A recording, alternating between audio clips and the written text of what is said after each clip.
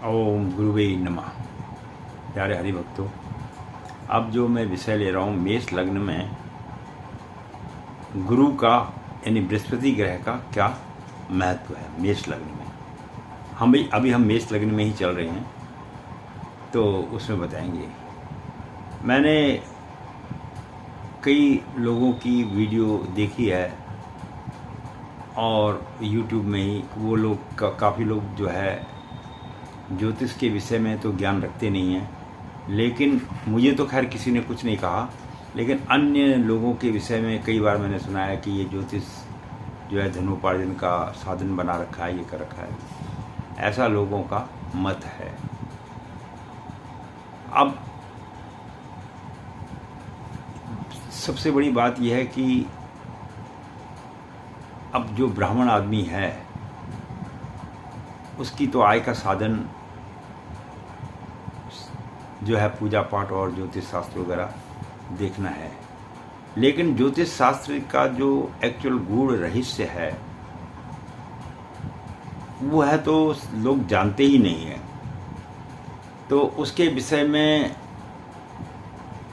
खाली मूली बेमतलब की बात करना तो बेकार की बात है, क्योंकि हर आदमी साइंटिस्ट नहीं बन सकता है, हर आदमी गायक नहीं बन सकता है, और हर आदमी जो है बिजनेसमैन व्यापारी नहीं बन सकता है। तो ये कुछ गुण ऊपर वाले की कृपा से कुछ मनुष्यों के अंदर में आ जाते हैं, जिसके कारण जो है वो इस ज्ञान को पूर्ण रूप से समझ पाते हैं और उसका विश्लेषण भी करते हैं, जो मेरा अपना मानना है। बाकी इस संसार में तो भांति भांति के लोग हैं। कोई कहेगा पूजा करो, कोई कहेगा पूजा मत करो, कोई कहेगा व्रत करो, कोई कहेगा व्रत मत करो, कोई कहेगा ये खाओ, कोई कहेगा ये मत खाओ।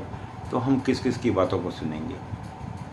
इसलिए जो मन की आत्मा के अंदर की पुकार आए उस कार्य को करना चाहिए, तभी आदमी को उसमें सफलता मिलती है।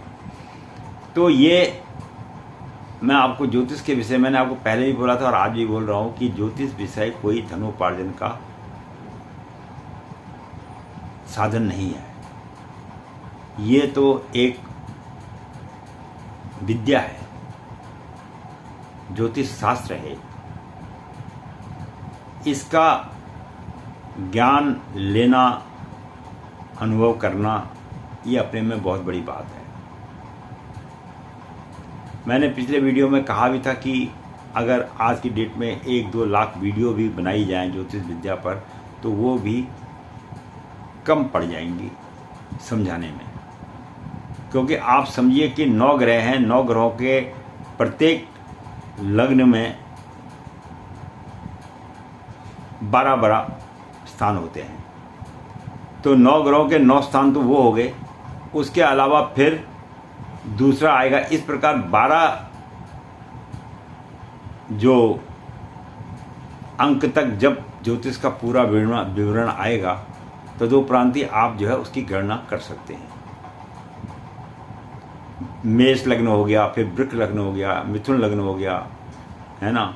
अच्छा, उसके बाद ऐसे ही करके सारे के सारे कुंभ मीन तक, तो 12 राशियाँ, तो 12 राशियों के आप अलग अलग लग्नों के हिसाब से कुंडली का विमोचन करेंगे। अब उसके बाद फिर जो है एक साथ 2 ग्रह बैठ गए, या उच्च का ग्रह बैठ गया, नीच का ग्रह बैठ गया, फिर उस पर भी पूरे 12 के 12 में कैलकुलेशन कीजिए। ये ग्रह तो 9 ही हैं, लेकिन इनका रूप इतना विस्तार है, इसमें इतना बड़ा विशाल रूप है इसका कि इसको समझना तो बहुत ही आसान काम है ही नहीं, बहुत मुश्किल काम है ये ज्योतिष को समझना। और ज्योतिष संपूर्ण ज्ञान प्राप्त करने का मतलब यह है कि तुमने इस ब्रह्मांड पर अपनी विजय हासिल कर ली है। हालांकि हमारे ज्योतिष शास्त्र भी है और क्या नाम बोलते हैं, सारे शास्त्र वगैरह भी हैं, तो उनमें भी ज्योतिष विद्या का बड़ा महत्व दिया गया है। पहले राजा लोग वगैरह ये युद्ध वगैरह में जाते थे, तब भी ज्योतिष की गणना की जाती थी कि भाई हम इस समय में युद्ध में बाहर निकलेंगे तो क्या हमको जीत मिलेगी नहीं मिलेगी।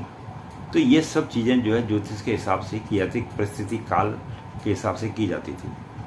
तो इसको समझने के लिए आदमी को बहुत बड़े ज्ञान की आवश्यकता है।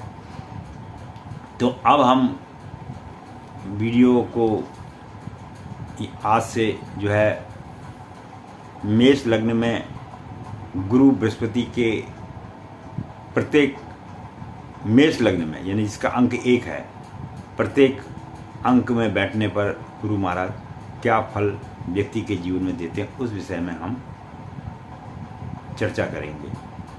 मैं पंडित गिरीश तिवारी इसी के साथ अपनी ये जो है वीडियो को यहाँ पर समाप्त करता हूँ।